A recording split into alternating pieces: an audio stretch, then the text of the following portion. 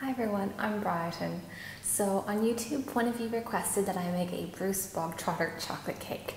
So I thought, sure, okay, why not? Let's do it this weekend.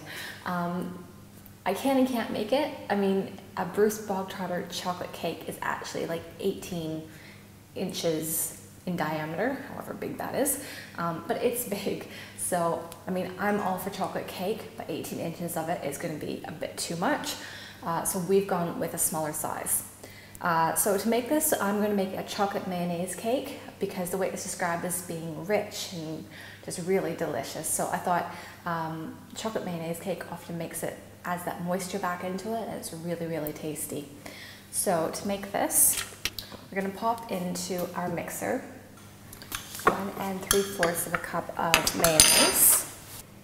So we've got 1 cup of brown sugar we'll add to the mayonnaise, and we've got 1 cup of white sugar. Just give that a mix. Then we've got 2 eggs.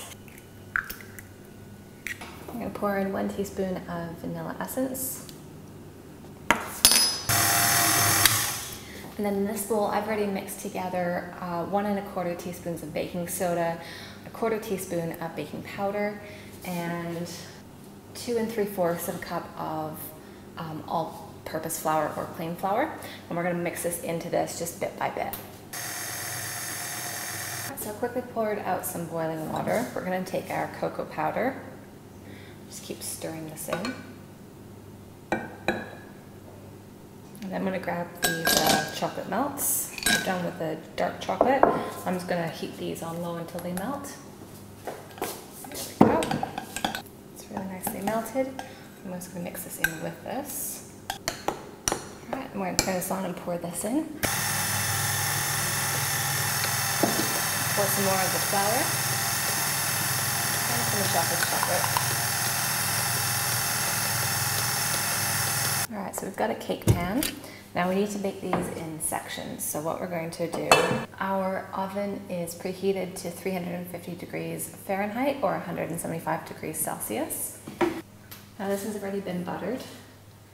I'm going to pour just part of this in. Smooth that down. I'm going to pop this in the oven for maybe 20 minutes, and then we'll just put a cake skewer in and just see whether it's baked or not, and then we'll do our next batch. So our last cake is baking, so while that's happening, I'm going to whip together our buttercream frosting, and this will go in between the layers and then around the cake. So you're going to take 1 1/2 cups of butter, or that's 340 grams if you measure it that way. We'll do this bit by bit. Just pop 1 bit in.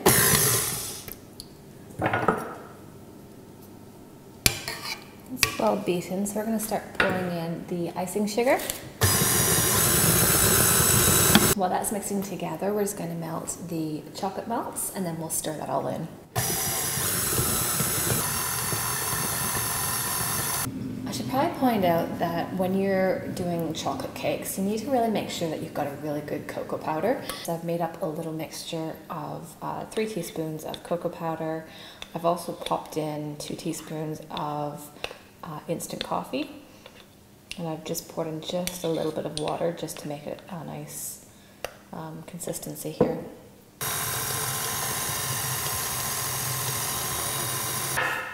I'm going to start icing the in-between bits of the cake.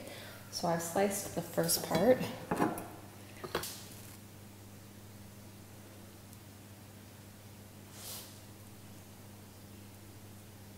So what I'm going to do is quickly pop these into the fridge just so they firm up a bit. So I'll give a plate for each of these. So we've got 1 plate. Just grab a second piece and a second plate. Pop that on. And this is where we speed up the camera to finish off the rest of it.